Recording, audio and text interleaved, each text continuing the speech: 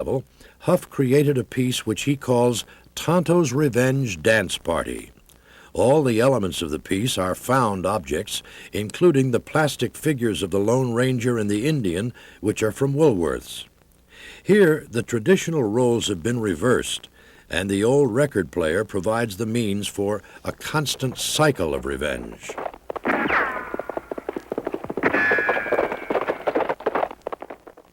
Not all of Huff's pieces make a statement with an intellectual edge. White Captive Fetish is a mixed media piece made with white alabaster and an elk antler.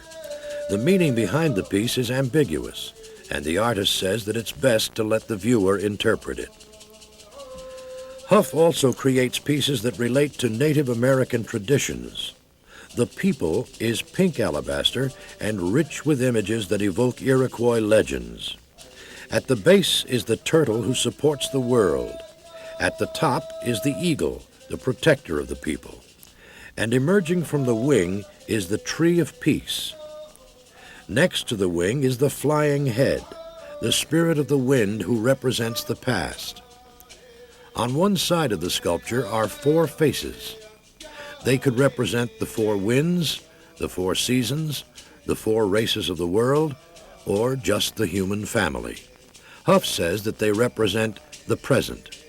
Then, cradled in one of the wings is a human embryo form, representing the future.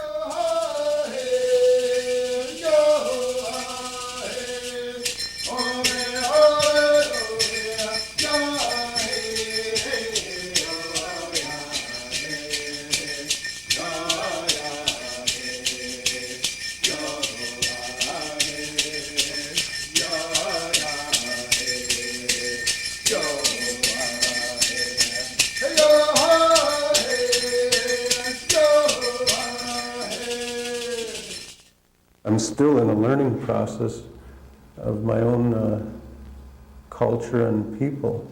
The more work that I do, the more painting that I do, and the more thinking I do about what I'm going to paint next, the more I learn, and the more I'm amazed about the sophistication that I feel that our ancestors had already arrived at.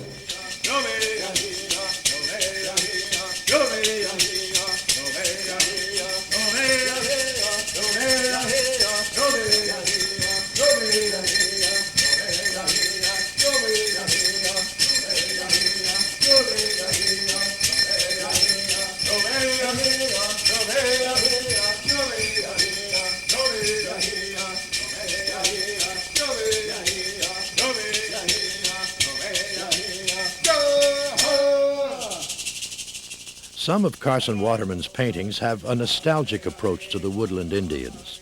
They're done in a realistic manner.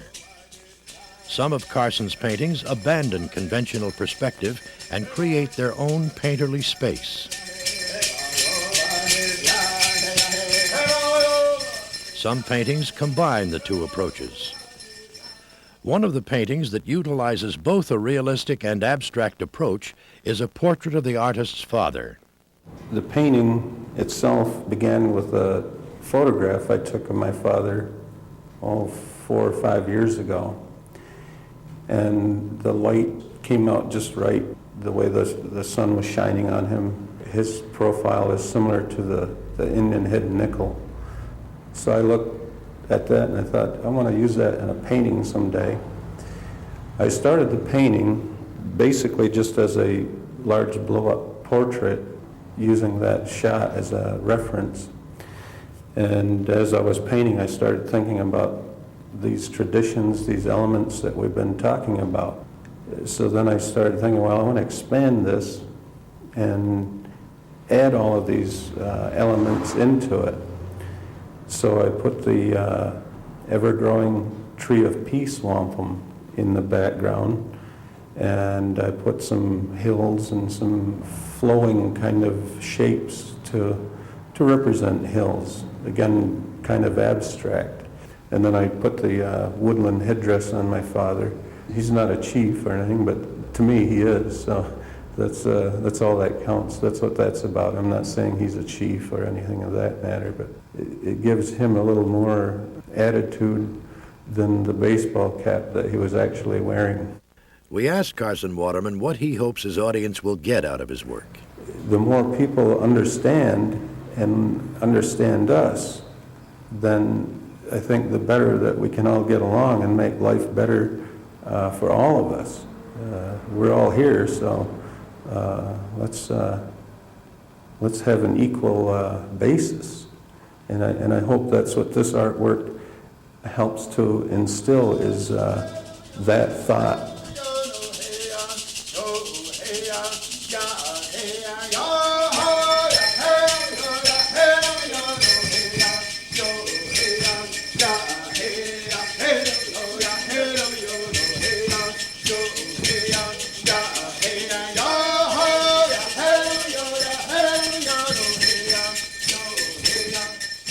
My art is a reflection of all of the things that in my lifetime I've witnessed. So that my work has to be influenced by the fact that I am a Seneca and that I have made a conscious effort to understand my traditions as a Seneca. Peter Jemison sees his work as a composite of two distinct influences, the art of the Western world and the art of Native Americans. Keeper of the Eastern Door is a mixed media collage which is Jemison's commentary about events taking place within the territories of the Mohawk people. My feeling was that there were things happening there that were really not our way of life, that are really contrary to our way of life. Because we were put together in a confederacy under a message of peace by a man that we call the Peacemaker. And we should live by that message of peace. In the center of the collage is the eagle, warning the Mohawk people of danger. The danger could come in the form of casino gambling, or it could come in the guise of the Warrior Society, a militant group of Mohawks who are heavily armed. In one section, Jemison has drawn a longhouse. The longhouse was the most common habitat of his ancestors. The names of 4 Mohawk territories are printed near the door of the longhouse. Beneath it are 4 upside-down figures and a bloodstain, representing 4 people who have died as a result of the violence in Mohawk territories. In our confederacy, the Senecas, we are the keepers of the Western Door. Mohawk are the keepers of the Eastern Door. The Onondaga are the keeper of the Central Fire. Any events which happen that come through a door into our confederacy have the potential to affect all of us, all of our territories, in one way or another. And so we must be concerned about that. Jemison feels strongly that when we look at the art of North America, we must first look at the art of Native Americans. Civilizations have come and gone here, and high art has been produced from Mexico to Highland Peru, to the Northwest Coast, to the East Coast, to the Mound Builder Societies. All of these people produced art, wonderful art. And this art has profoundly influenced people. It influenced muralists such as Diego Rivera. It influenced abstract expressionists, including Barnett Newman and Jackson Pollock. It influenced surrealists such as Max Ernst. It's influenced even pop artists like Andy Warhol. It's influenced a whole generation of people that produced work that was process art, or that was earthworks, or that was whatever you want to call these different movements of art. People have looked at the art of the North American Indian people and have taken what they saw as being powerful within that work and have conveyed something about that in their own art.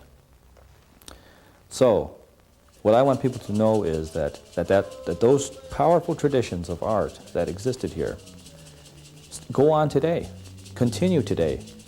And there are contemporary people working today whose work is as interesting, is as important as any art that's being produced any place in the rest of the world.